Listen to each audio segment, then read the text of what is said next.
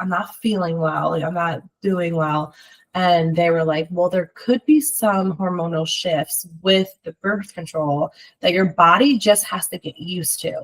So try it out a little bit longer. Never was therapy offered to me, never was nutrition offered to me, never was even like psychological medication, a psychiatric evaluation, like nothing of that sort.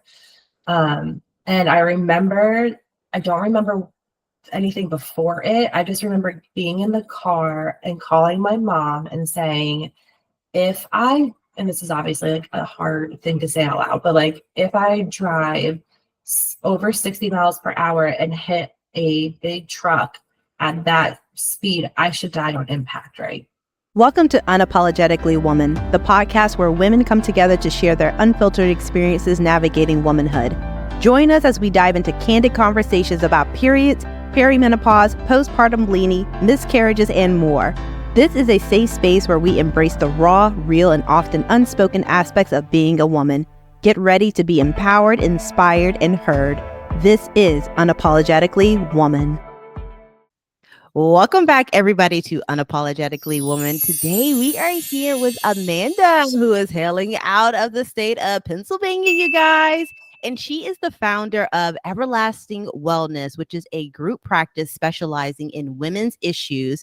And this was established based off her own experience with prenatal care and women's issues that were not diagnosed in time. And today, Amanda is going to share with us her psychological warfare, okay, with getting a hysterectomy and her experience dealing with her period. So thank you, Amanda, for joining us on the show. Thank you so much for having me. I so appreciate it. Yeah. So, you guys, I was talking to Amanda earlier to get like the background of the story. And buddy, I must say this first part that I'm going to ask you to start with, I have never heard before. And I am just really interested in this part of your experience as well. I would like to know when your period actually started. Yeah, so it's kind of strange, and I haven't really heard too much of this either, but I had what they called, or told us that they called, a breakthrough period when I was in second grade, so 8-ish years old.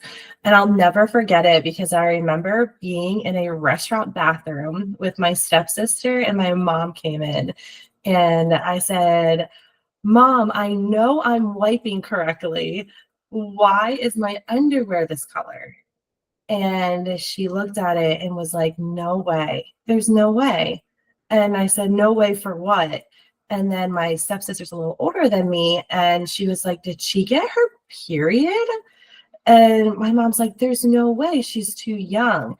And then we went to the doctor, and they considered it a breakthrough, which they explained that it may not happen for a couple more years. It could have been a hormonal shift, etc. But yeah, even my mom, I remember like that my first interaction with period was, "There's no way." Like it was already a negative response to it. Exactly. And I'm glad that you brought up that point. It's like you were already introduced to your period as something negative. Now you're wiping. I'm assuming you didn't have like any pain or anything like that because it was just something you discovered in the bathroom, right?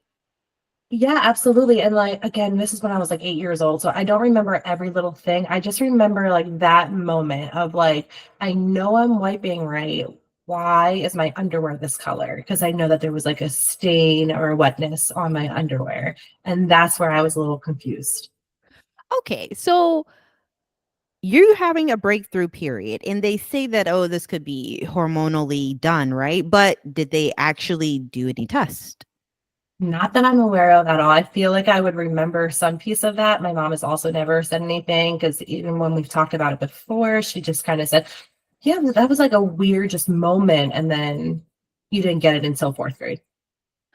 Okay, because I'm just thinking about that and it's like, okay, why, didn't the doctors bother to even double check about what was going on, especially because you're saying it's second grade, you're bleeding. Obviously, you should do some type of testing and not just be like, "Oh, it's a breakthrough period." It's like, dude, are you sure? Because I've had a woman who come on here who thought it was her period and come to find out it was polyps when it happened so young like that. You know what I mean? So it's like, yo, you that's crazy to me. And so you got a breakthrough period. All right, you're done with that. Hitting, okay, it's like, all right, that happened. We're moving on with our life. And now you're saying that it fully came on in fourth grade. Yes, and that happened in school. So I was sitting in my class, and of course, like, why we don't ever forget these moments, right? Like, we always remember these moments, but yet they're not talked about enough. But anyway, so I remember like sitting in class and being like, "Oh, what was that?" Like feeling like the gush, like what was that? And then I went into the bathroom, and this is before cell phone, so fourth grader did not have a cell phone, and I just remember wrapping so much toilet paper like in to put in my underwear, because after the second grade incident my mom did kind of explain, but not too much, about like what a period was and that it will come eventually. And then I actually pulled a teacher aside and said, "I'm bleeding, I think I got my period." And she said, "There's no way." So it was like a very similar response of what I already got. So I was like, okay, maybe there's something wrong. And then she said, "Are you sure?" And I said, "Yes." So then she showed me like where the pads were for like the teachers. And then she was like, "Here, you can have one, put this on." And I was like, "I don't know how." Like, what do you mean? Like, what am I supposed to do? So then I remember her like showing me with one. And then obviously she couldn't like come into the bathroom with me. So then I did it myself. She said, "Are you okay?" And I said, "Yeah." And then I guess she called my mom. And then she's like, "Every time you go to the bathroom, you're going to want to grab one of these and then go in and change it," or whatever. And I was like, okay, but like, again, like, no, like, congratulations, you're a woman. Like, this is great. Or like, what does this mean for you? Like, whatnot. So then I remember coming home. I actually vividly remember this too. I remember like being in the bathroom, my mom coming in and her showing me like how to like put the pad on correctly, and that there's different types of pads, and like explaining it a little bit more in depth to me of like, okay, like now this is a very heavy period, so this is probably going to keep coming every month. Like this is not a breakthrough anymore. Like this is going to keep coming. So that is like my first experience, or I guess my second experience with having like a normal heavy flow. Well, I guess I shouldn't say normal. My normal heavy flow period. Yeah, I just think that is very interesting. I don't know if I'm just conscious to notice patterns, like as a life coach, if I'm just like, like you just become like aware to notice, like, and I'm pretty sure you notice, like in your clients, you notice like a pattern in their history, right?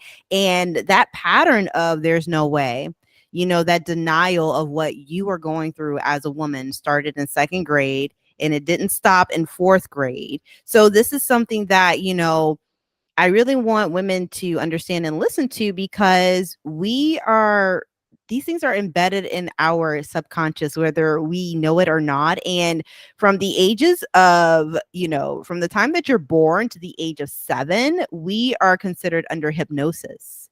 And not too many people know that literally, like, you are in a theta brainwave state at that age. That's why children absorb so much, because they're under hypnosis. So it's like, dude, from second to fourth grade, you were told there's no way. Like when it came to your period. And so this is gushing out. Now, for your first experience, I heard you mention the gushing when it's the official full blown in fourth grade. Did you have anything else that came with it? Did you notice fatigue at that time? Did you have pain at that time, or did that come later? No, absolutely. The cramps started right away. Like I remember like telling my mom, like, it hurts. It actually hurts. And I remember her asking, like, "Does your vagina hurt, or like is it up near your stomach?" And I remember saying, like, "It's up near my stomach, like that hurts." And she was like, "Okay." She was like, "That's normal. Like that's going to happen. That's normal." And then I remember like her even contemplating about medication or not. My mom's not a big person to like just give medication. So I remember like her going through that. And then as I got older, it just getting worse and worse and worse. So then I did have to turn to medication. Okay. And so you're saying that you did have to turn to medication. And, that's another thing too. It's like saying that cramps are normal. Hmm. It's like, actually, it might be common, but it doesn't make it normal. So already you have normalized that pain is associated with your period. You have normalized that this disregard actually to what's happening to you every month. So now you get to the point where it's like, okay, you're considering medication. So what triggered that? And what medication did you get on? Yeah, so at a very young age, I started, or when I started, 'cause I started at a young age, um, it was more like heating compresses, ice packs, those type of things that they would give. And then probably in like seventh grade is when I actually really started taking like ibuprofen to help with the inflammation and then the cramping and those type of things. And then in ninth grade is when I started on birth control. And to kind of like go back to what you were saying about saying that they're normal, I think it's really important to also ask the follow-up question of like how severe are the cramps? Because it might be common that people get cramping, but it's not common for people to be in so much pain that they're unable to function. So being told at a really young age, and this is no blame on my mom, this is, doctors should follow up on this, like, but like, what is the pain level? Like, how bad is this? Is this like, and again, like, meet them where they're at. Is this like falling on the playground and you're scraping your leg and it hurts pain? Or is this like when I pinch you? Type of pain. Like, what is the difference and how long is it lasting for? I think is where it really got disconnected for me, where I was like told that it was normal. Like the pain that you're feeling is normal. So don't complain about it, because even though you feel like it's horrible, everyone else is going through it. And once you find that out, you're like, oh my gosh, all these women are walking around like that. All these women are like, they're throwing up in the bathroom because they're in so much pain. Like, that's normal. Like, why are we talking about this? And then obviously, like, as I get older and I ended up going on birth control, which was like, I think a harder conversation for my mom than it was for me. Because my mom was just like, then had to have the sex talk with me right away, right? And I was like, Mom, I don't want to have sex. I just want to feel better. And like, this is what the doctor is saying. And then maybe in eighth grade is when I started naproxen, naproxen. I think that's when I started that. And then they had me on that for like a year for my periods. And then they were like, okay, this isn't getting better. Now she needs to go on birth control to assist with it. Okay, it's just, us being normalized with pain and suffering as a woman, it just goes back just thousands of years. Like when you think about it, it goes back to the time of the patriarch actually starting. But, this is not against anyone's, religious beliefs, but this is an actual fact for those who read the Bible. It's in the Bible that you choose to read. Okay. It says there that a woman is cursed and like she shall suffer for all her right. And it's like, bro. I'm gonna need y'all to stop acting like we were just born to suffer because we're women, Yeah. and that part also needs to be not normalized. It shouldn't be normalized that we as women should just deal with our pain because we're born to have pain. It's like, actually, no. That is a clear sign for us as women. Something is going on and we need to acknowledge it and pay attention to it. And it's crazy because when you start paying attention to it, that's when you start taking charge and authority and governance over your body. Like you were saying, the throwing up, that was me. When I first started my period, I would throw up every single month. And it got to a point for me, I didn't want to take ibuprofen anymore. I was like, I can't be taking 600 milligrams every single, Mhm. actually, it was more than that, every single month, like for the rest of my life. So I started incorporating certain movements, certain exercises, but I also started changing what I ate as it approached that time. And then come to find out later on, I discover, oh, That's why the carbs help with my cramps, because my body is burning more sugar right before my period. So my body is craving more carbs. So if it's lacking that, my body's going to cramp up, you know? And so when I do notice like discomfort now, I'm like, oh, did I eat enough?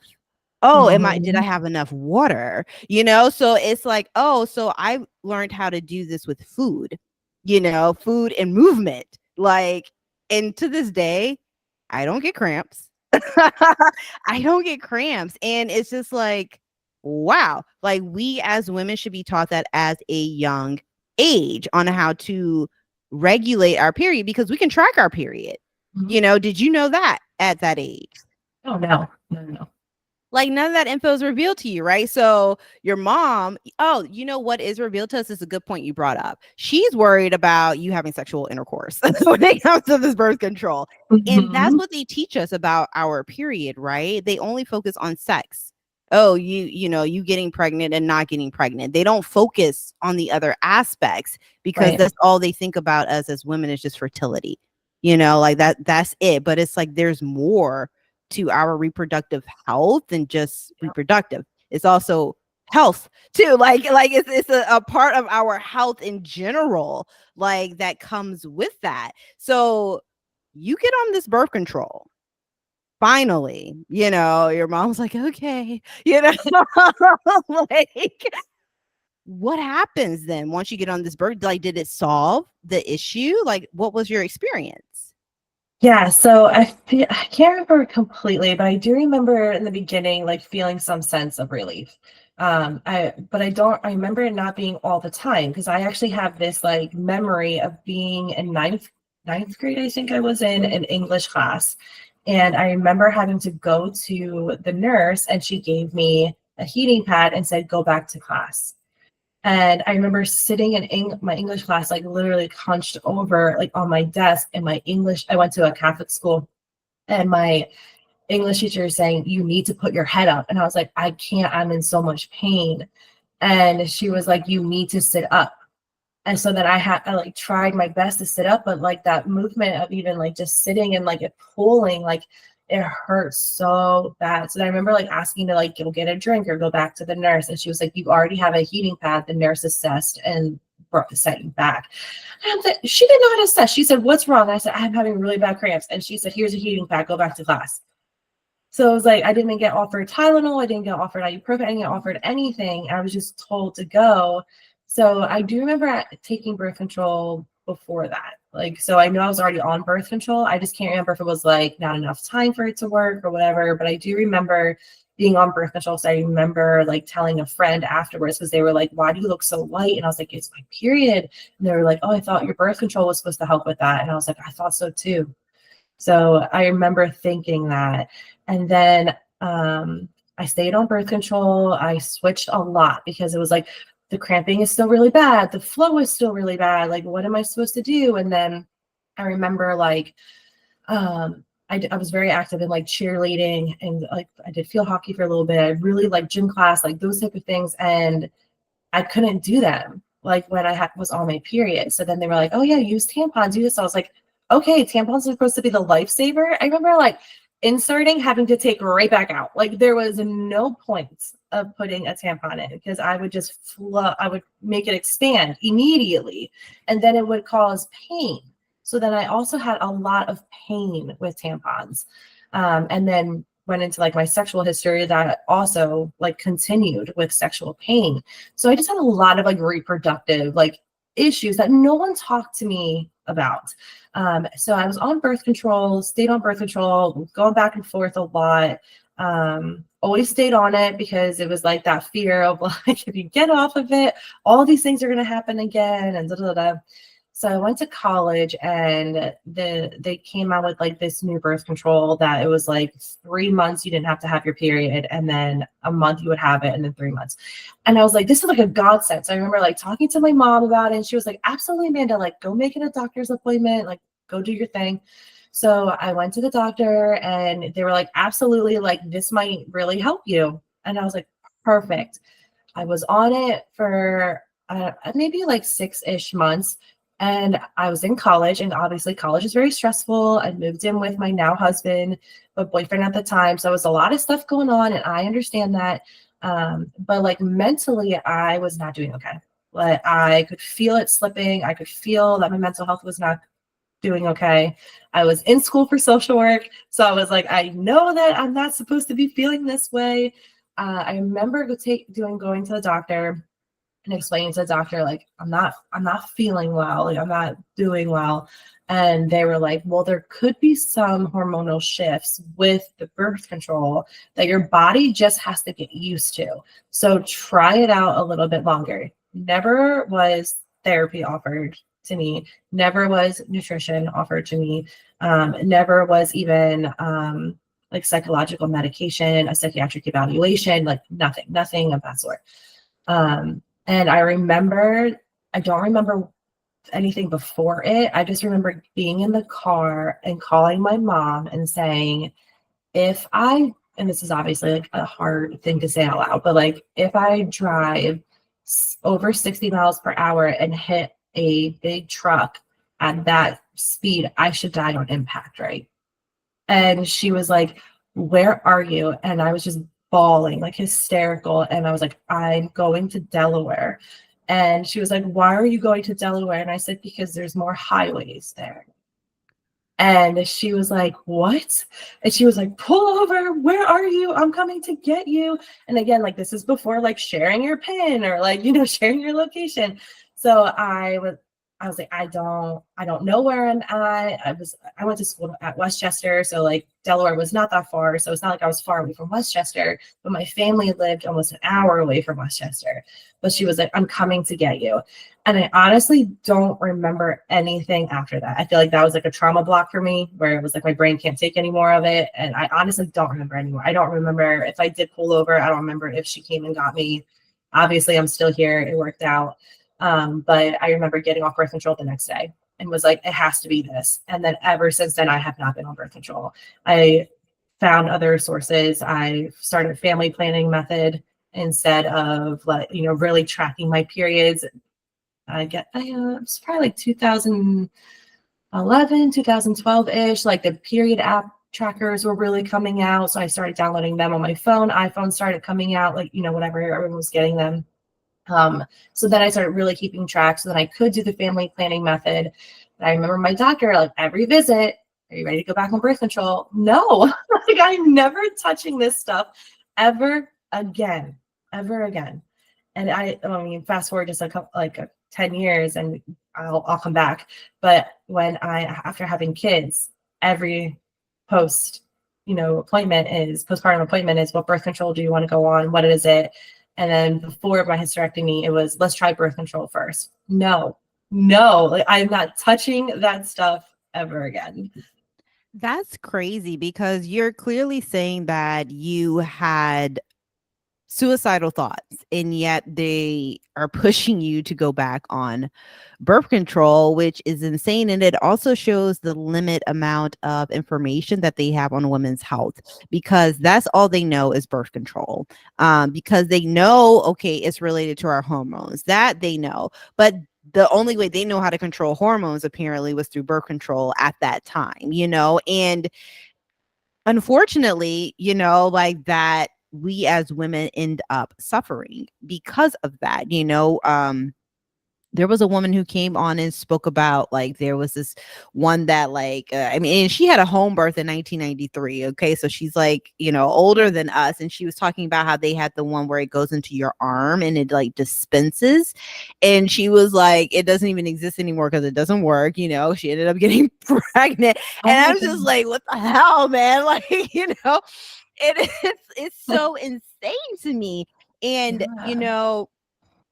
I want us to we're going to go into a quick break, you guys, and we're going to come back because Amanda brought up a point about her having a hysterectomy.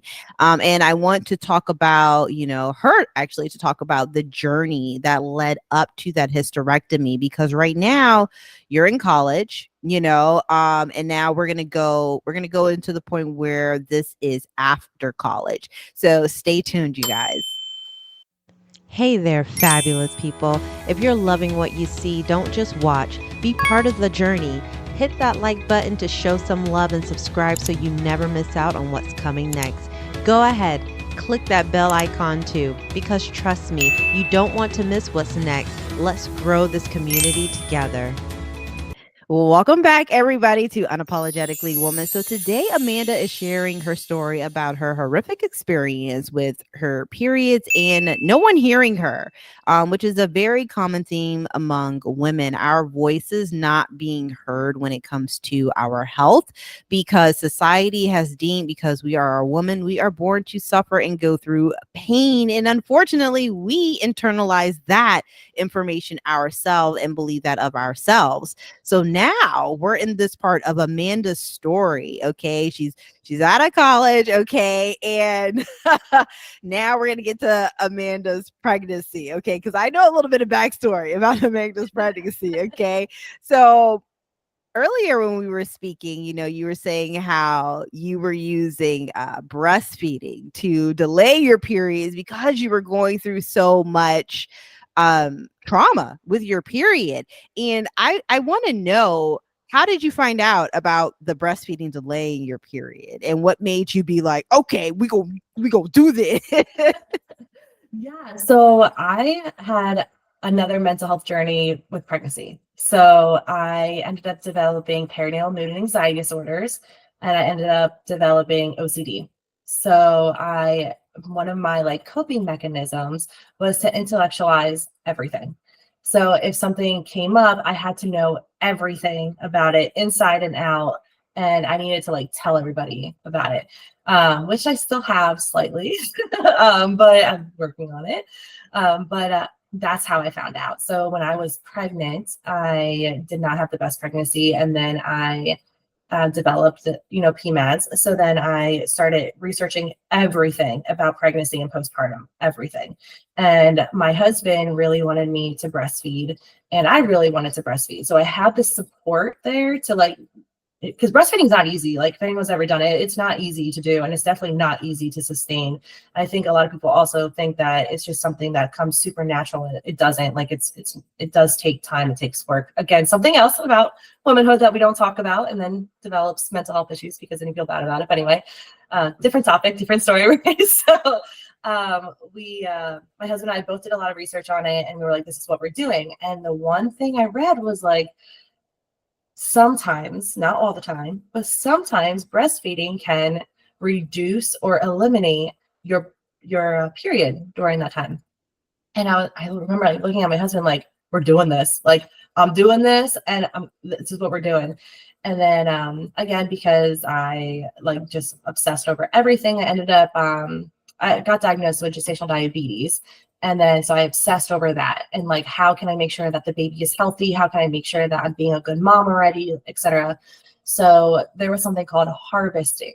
So harvesting is when you express the colostrum before the baby comes. So you hand express yourself, or you can use a pump as well, but I hand expressed. And I remember thinking this is going to be so great because I'm already starting the process. So it's going to be so much easier to do it, which again, breastfeeding is not easy. And then when I had him, I became an oversupplier because I just overdid it. And then when I was taught, because no one really teaches you anything, but when I was taught that girlfriend, you are not supposed to be pumping that much. You are not supposed to be doing all this. You're not supposed to be donating this much breast milk. And it I was super skinny. I was overly happy. My mood was extremely elevated because I just loved my son so much. But I was so skinny from breastfeeding way too much, from producing way too much. And again, I was just constantly told, you look so good. You look so good. You look so happy. You look so good. And in my mind, I'm I may look good, but I am struggling, really struggling, because I'm trying to keep up to make sure that I don't get my period. I don't want this to come back. I want to feed, obviously there was other reasons. I want to feed my child and whatever. But a big part of it was I didn't want to get my period back. And I remember when my supply started to decrease, I remember thinking, I'm going to get my period back. I'm going to get my period back. And I remember being afraid of getting my period back. But then I was also told that because you breastfed, because you have children, your periods won't be that bad. Your body has changed. Your body is different. So it may not be bad at all. You might have a normal, healthy period. And I was like, okay. So even though I was afraid because I don't trust as much, obviously, there's a lot of other medical issues that go into this, but but I was like, okay, but I do my best to try to trust doctors 100% because I am not a doctor. I did not go to school for that. So if I broke an arm, I'd go to the hospital and trust them then. So I do try to trust. So then I had my second son and I breastfed this whole time. I did not tandem breastfeed, but I weaned off Blake and then started with Weston right away. So it was only 2 weeks or something. So I was pregnant. So my period couldn't come obviously because I was pregnant. So I did that strategically and then I kept going with it. And 6 weeks after Weston, I had a breakthrough period where they were like, oh, you must be fertile myrtle. And that is not what I want to hear. I do not want to hear this. And it really wasn't that bad. It wasn't as bad as what I remembered 3 years ago of what it was like. Or 2 years ago, so at that point. And I was like, it might not be that bad. I remember, again, I feel like all of this conversation was with my mom, which I really don't see her that often. But we were in the car together and the midwife called me because I went with doctors the first time, went with a midwife the second time. And there was reasonings for that as well. But then I remember the midwife calling and she was like, wow, you must be fertile myrtle to get your period this soon right after having a baby. And then you're breastfeeding at the same time. I was like, yes. And I remember getting off my mom being like, I'm so sorry that this is happening. I was like, Mom, I can't do this. I'm not going to be able to have my period and do this because even though the cramping wasn't as bad, the flow was so heavy. And I was like, there's no way I can have a newborn and not be able to move because I need to lay down. Because if I stand up, it gushes. So I was like, there's no way. And then luckily it did not come back. After that, it did not come back, but I amped up on breastfeeding again. So even though I told myself I wasn't going to pump this time, the second time around, because I didn't want to be an oversupplier because it's not fun being an oversupplier too, which people be, oh, you're so blessed. And it's not really. But I didn't want that again. I did not want to go through all of that pain again and mastitis and clogged ducts. And there's so many things that go along with that.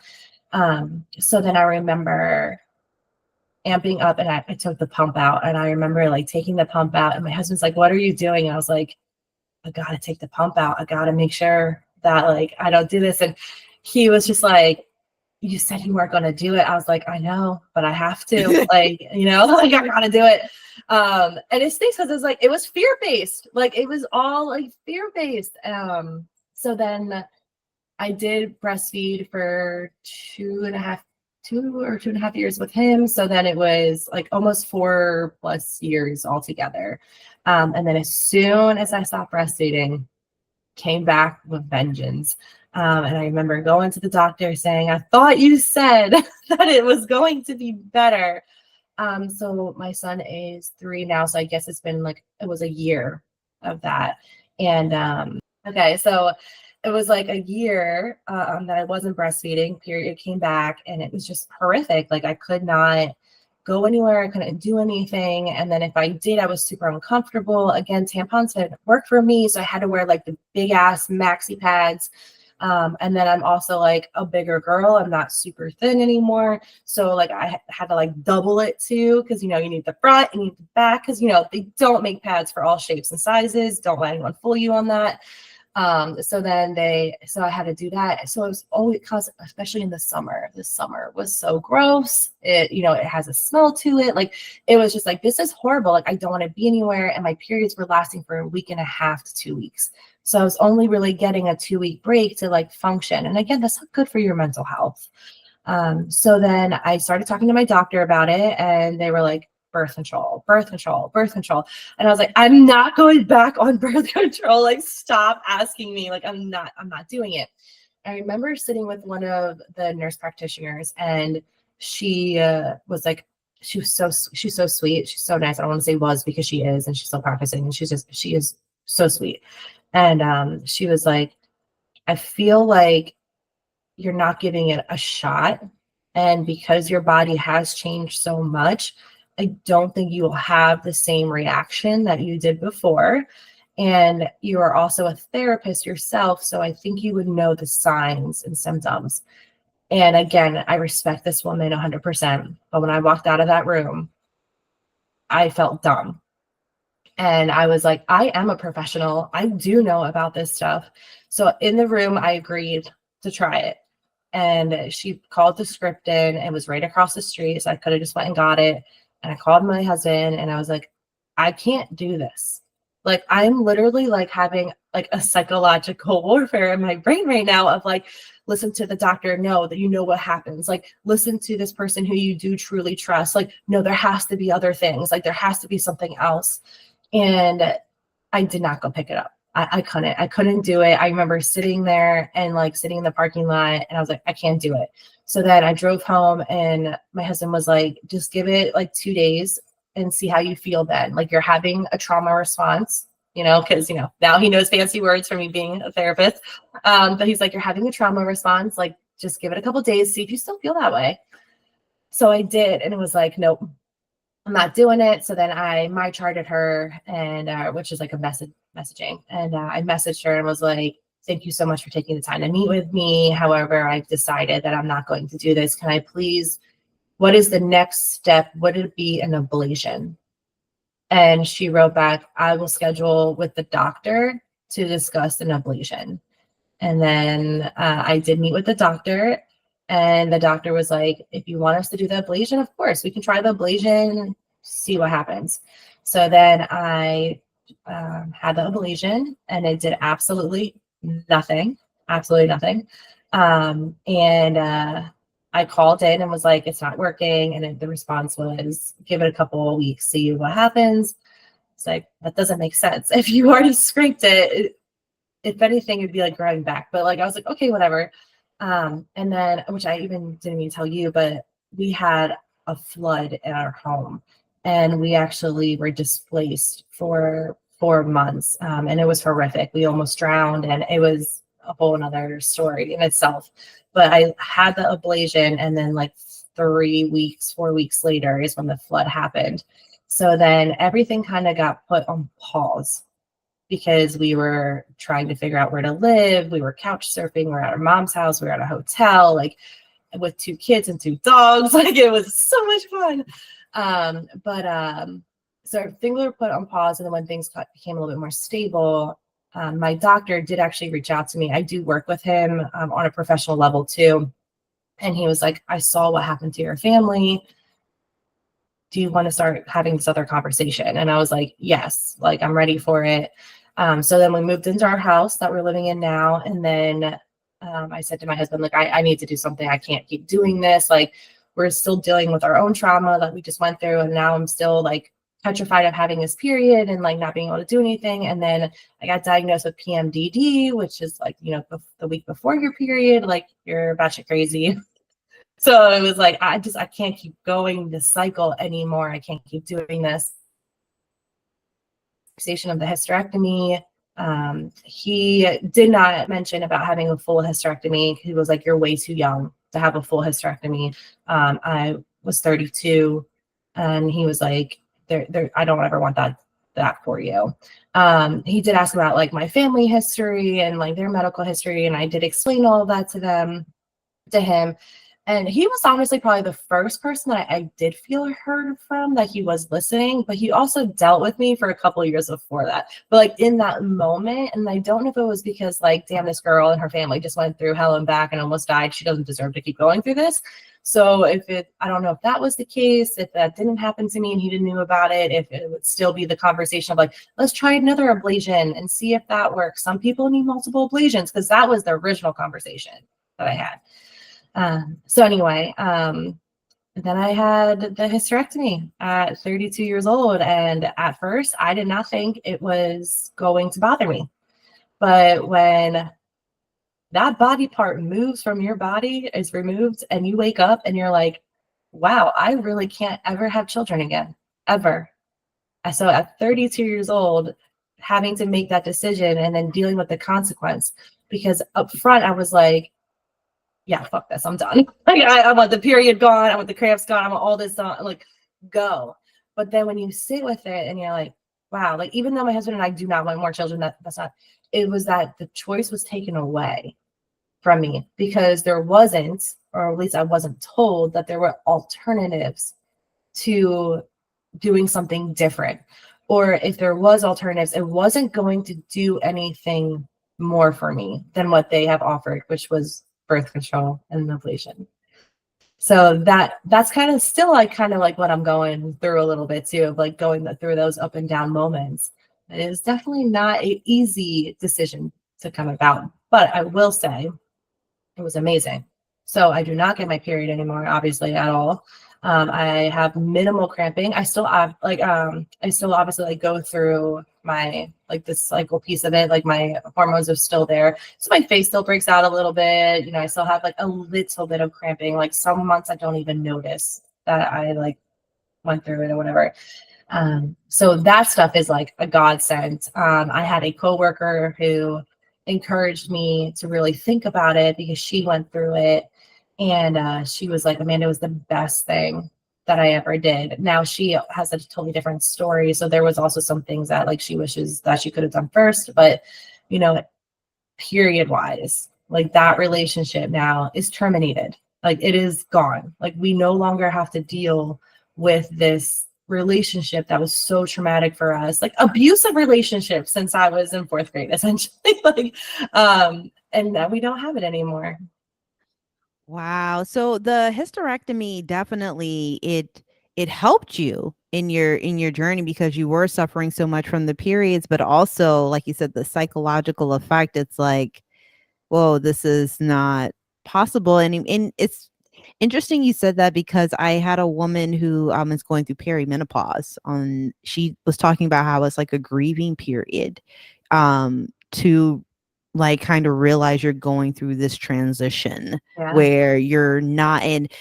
With her though, she's like in her 40s. I think she's approaching 50. And she was saying, though, it's because, you know, society doesn't deem us valuable anymore as women when we can't bear children. It's like, oh, you're on up on the shelf. And that was her terminology for it. And, you know, she was like, it was like a grieving period because, you know, it's like we're tossed to the side. It's like, what good are you anymore? And it was like, damn. And I, you know, when you talked about the history, I didn't expect you to say that you kind of were going through that as well, because I was like, oh, this is triumphant for her. But at the same time, you know, this is such a part of who we are as women. And to have that removed, it does make sense that it starts to affect you, you know, like it's like, oh, wow, like if I did decide, like if we changed our mind, you know, which, Yeah. you know, I still see that as an option. I'm like, hey, you can adopt, you know, Yeah. like, Oh, you of course, know, of course, so of it's course. like, Yeah. hey, you know, but Mhm. you won't have that experience that you had with the first two, with the breastfeeding, Oh, and, you absolutely. know, and Well, I what's, think what you were saying too about the narrative piece of it. So, like, when I started telling people that I had this, it was just like, oh, like almost like it was like they were so sad for me. Oh, at 32, wow. Oh, which one did you get? And then it was like, which one did you get done? The full or the partial? Did you keep your ovaries or did you not? Or what is that? You know, and I have a family member who might have to go through something similar. She's on the younger side too. And she's like, I just don't know if I could like just not have any more children. And I was like, so what? I made the wrong decision? Is that what you're like? So it's like, again, like people always say things, well, you don't know, you don't know. And when you're ignorant, and that's fine. But yeah, there's a lot of things that come along with that where people say some hurtful things. Or even like, I would never make that decision, no matter how bad my periods are. And it's like, really? Are your periods bad? Because you don't have to make that decision because your periods aren't bad. You don't have to be in the same place that I'm in right now because or was in because you don't have to deal with this any longer. ever. Like, oh my gosh, when I remember like talking to some friends, like the strangle moment when you're just like, stop talking, because they would be like, oh my gosh, I don't even know what you're talking about. I've been my period for like 3 days and I don't even notice that I have it. And I'm like, yeah, keep talking. Like, gonna strangle you. And that's, like you said, the narrative, right? Like, we as women have to stop body shaming other women, because we think about it on a superficial level, like body shaming like somebody's eyebrows, or somebody's hips. But it's like, dude, this goes beyond that. It goes with body shaming if a woman decides to have an abortion. It goes with body shaming if a woman does, you know what I mean? And it's like, this is her body. So like, she has the authority and the governance of it. Like, it's not for you to give your opinion. And I think people feel like they have to give their opinion, and it's like, I don't need your opinion. I just want you to listen. For one, I don't need you to react, like, I don't need your thoughts about, oh, I wouldn't. Well, guess what? Our bodies are different. Like, our bodies are completely different. So stop trying to compare what you would do in my situation, because the reality is you have no idea what you would do in my situation, because you're not going through my situation. Absolutely. I was also really shocked about men's responses. So I'm very open. You can ask me anything. I'll tell you anything. Because I think we need to have more conversations, and uncomfortable conversations. So whether I feel uncomfortable or not, let's work through it. But I mean, obviously my husband supported me 100%, and my husband's also very open. And I think it's because we just talk about everything all the time. And he would tell his friends, like, Amanda had a hysterectomy, and we're 32 years old, so a different generation than others. And they were very open to hearing more about it. Like, what does that mean? I don't even know. Like, where's the uterus? Like, they were like asking, like, they legit have no idea. Like, they have no idea about the woman's body and like what's inside of us. And I appreciate it. But then the older generation, like, I was kind of told like not to really talk about it with my grandfather, which, like, my grandfather and I have a really good relationship, so I had no problem. But they're like, even with breastfeeding, I was told, like, don't breastfeed around your grandfather. Why? Like, he's never seen a boob before. They all look the same. Like, well, I don't understand. But so I did anyway. I didn't care. And I figured if he had a problem with it, he would tell me, and I would respect if I was in his home. But if he was in mine, he would have to respect mine. So anyway, my point is that so my stepdad is amazing. Like, he's the best man ever. But he like didn't ask too many questions. And I just thought that was like strange. So I'm like, I know for a fact you do not know what I just went through. Like, I know that you did not, because I did not know what I was about to go through. I watched the surgery on YouTube the day before the surgery. Don't ever do that. Do that like 2 weeks before, so that you can process what's about to happen to you.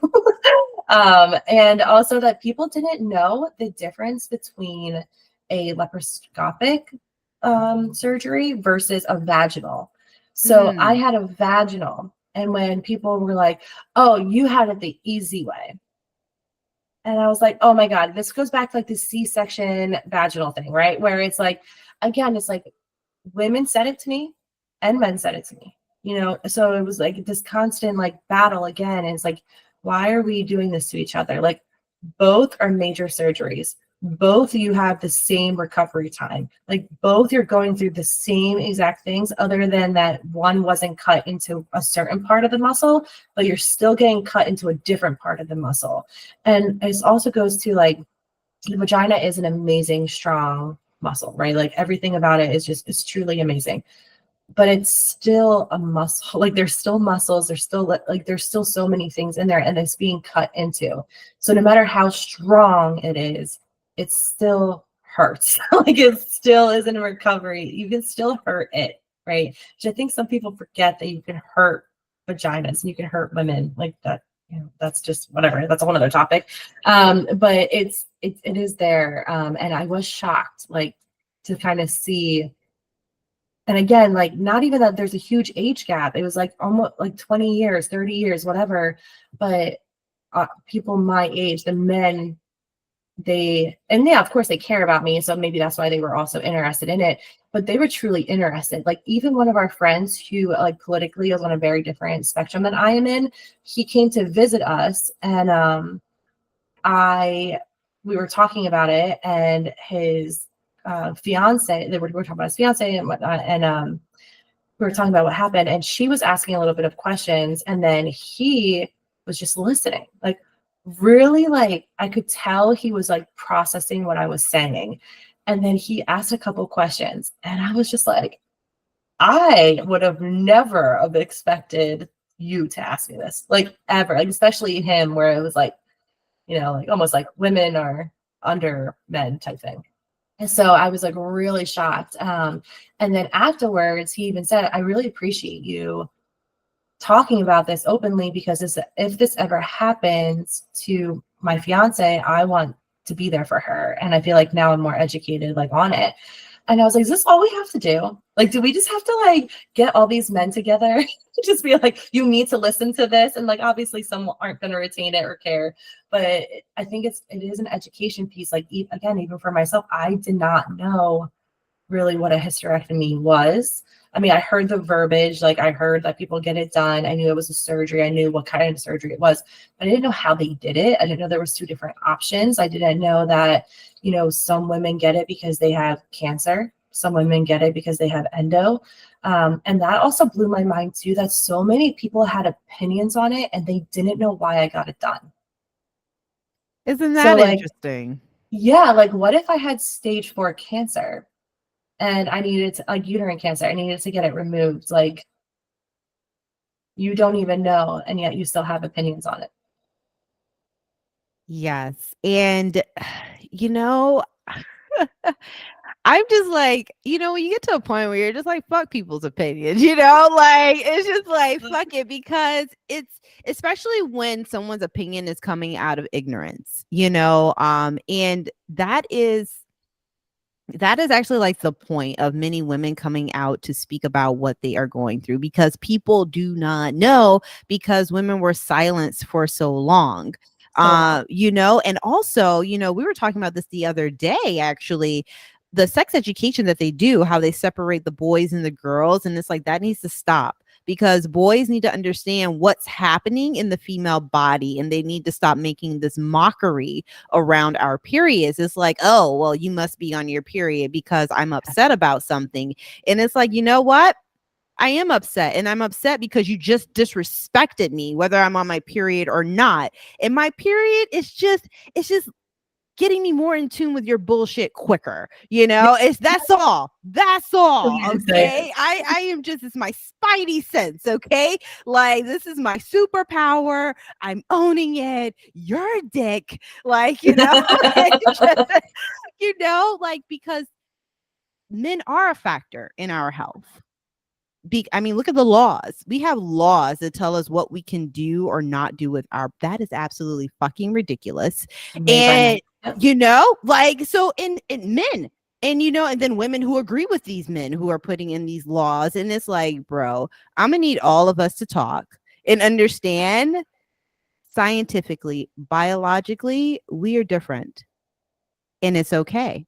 Just respect our differences. Respect that this is what's required for my health, just as much as what's required for your health as a man. Like, I rarely hear women speak down about a man's health. Like, I rarely hear that shit. It probably happens, I've never met all billions of the women around the world, Of course. but it's more common to put down a woman's health. It's more common to dismiss her. It's more common to make a mockery of what she's going through, when, even recently they discovered women go through psychosis every month. We're not the same woman we were 2 weeks ago. We can't have a 24-hour schedule. Like, and it's like, okay, this information is coming out, but guess who needs to understand this too? Our male counterparts who are trying to hire women employees, because you need to understand, you need to respect a woman's health in the workspace as well. Allow her that time, because guess what? She's foggy around this time and she can't be productive. And if she knows that, it's like, hey, I'm going to take these couple of days off, because then when I do come back, those 2 days, it's not even gonna matter because I'm gonna knock through anything that I'm gonna be more productive than any of my male counterparts, you know? So yeah. Yes, exactly. And like I can feel that on both ends because I'm a business owner. So like on TikTok and like all of that. So like I hear where it's like business owners, business owners, business owners. And like I have made my, I get triggered by it. So I'm like, even though they're not talking to me, I internalize it, right? Where it's like, but I do that, it's like no, I found it everlasting to make sure all women's voices were heard, including our employees. And I have done everything humanly possible and have listened to all of the feedback and have made the changes or whatever I had to do to make sure every single woman, because we're an all women practice, know that their voice is heard and that they feel supported. But I will say it is not easy. It's not easy.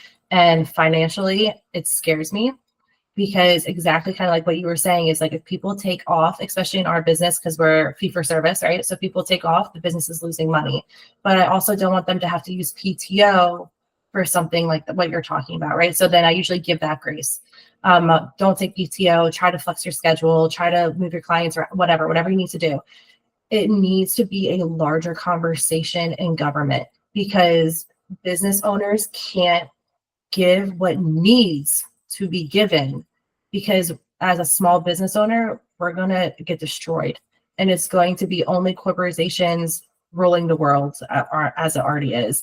But as a small business owner, I feel it on both ends where it's really hard. Like when people are constantly like, I'm not feeling well, or it's my time of the month, or like even maternity leave. Like I started this and I'm like, please, like take as much time as you need off. Do not feel like you need to come back. Like right now I have 6 women who are pregnant and they're all going out around the same time. Internally, I am losing my mind because I'm like, that's 4 therapists, 2 admins that I am not going to have during that time.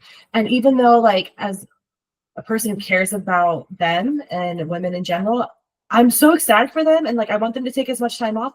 But then now like the business side, because we do not have any financial help. We're not a nonprofit, so we can't get grants. So the only money that comes in is when therapists are actively seeing clients, which is like a whole another like systemic issue because insurances don't pay us anything. But I refuse to be only private pay because I want to make sure that we can meet the needs of everybody. And like there's so many other things that go into that.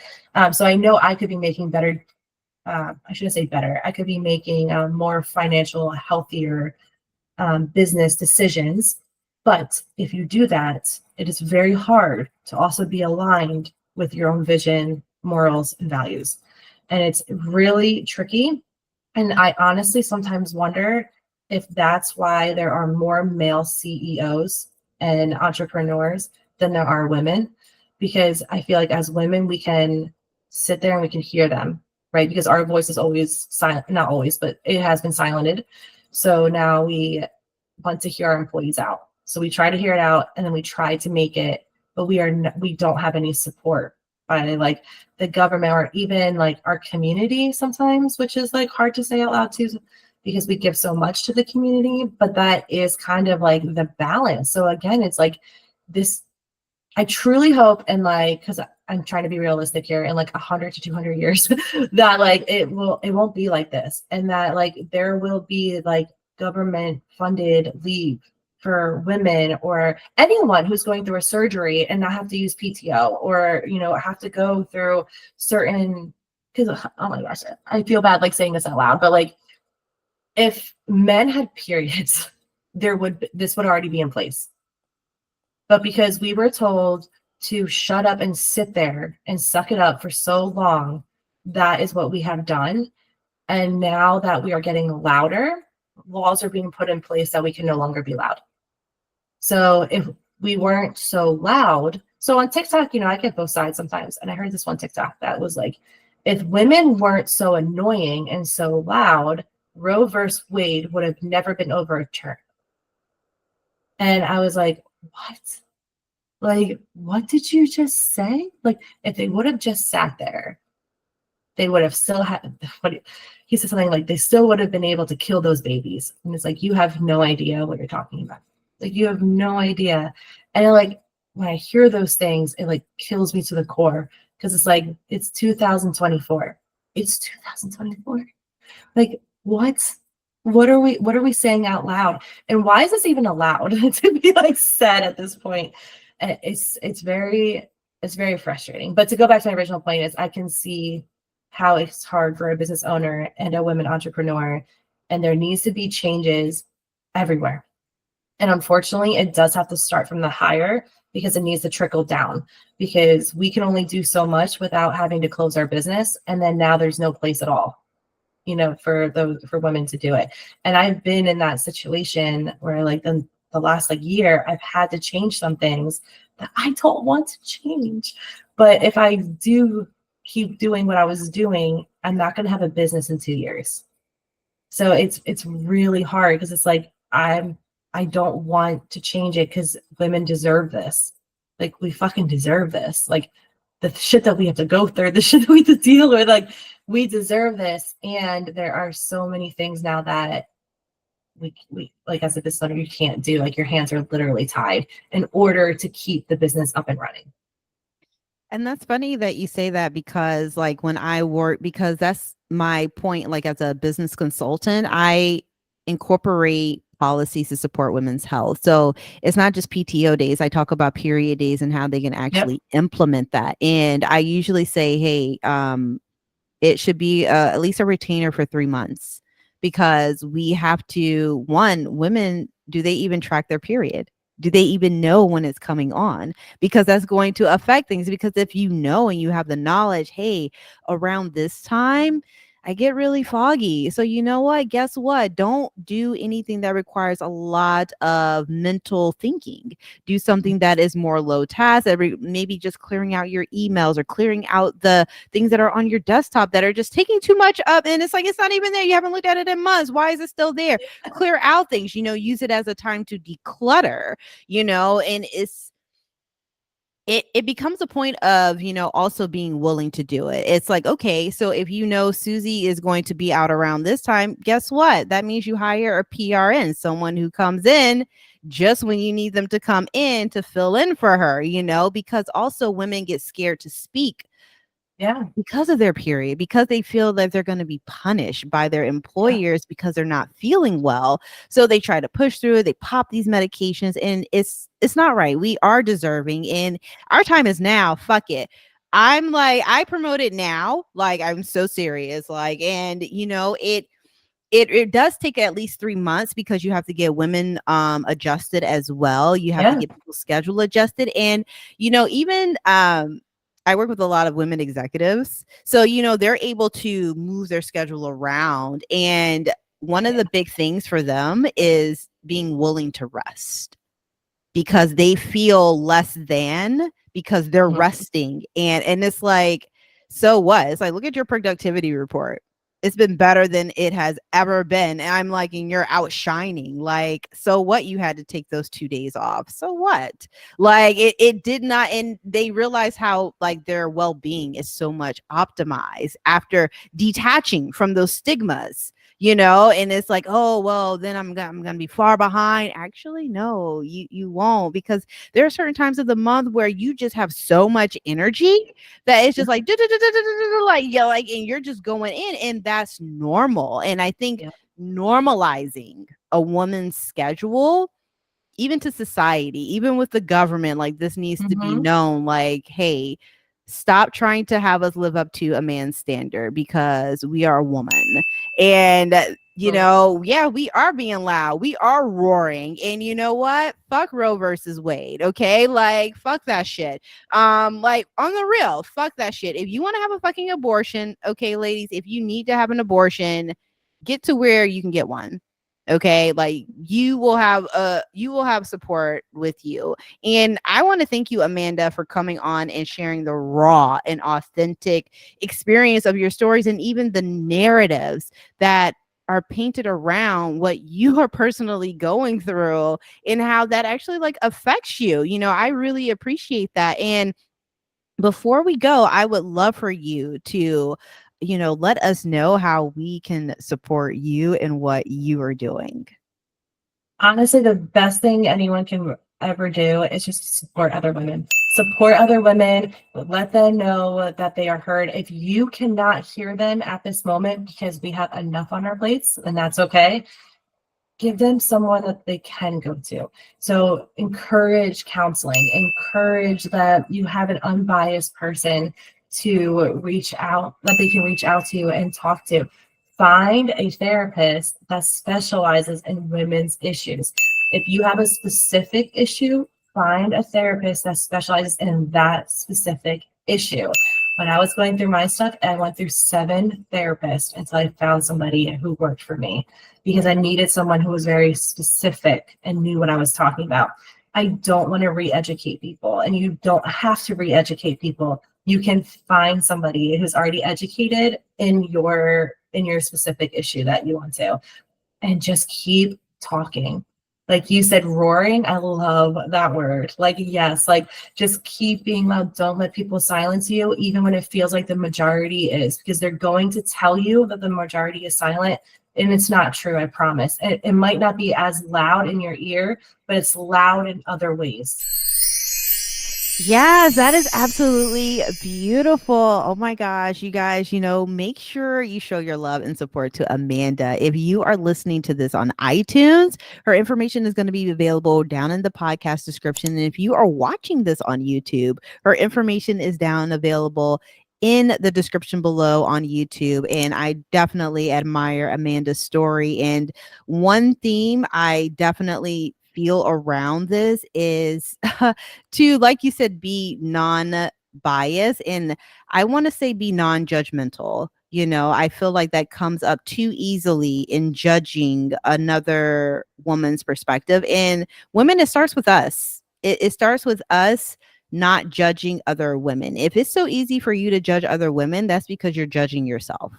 And yeah, right? Like that's something you need to work on your damn self. Okay. And when you are done with that war inside of you, then you can come over to me. Okay. So that being said, we're going to go right into our closing. And thank you so much, Amanda, for joining us. Thank you so much.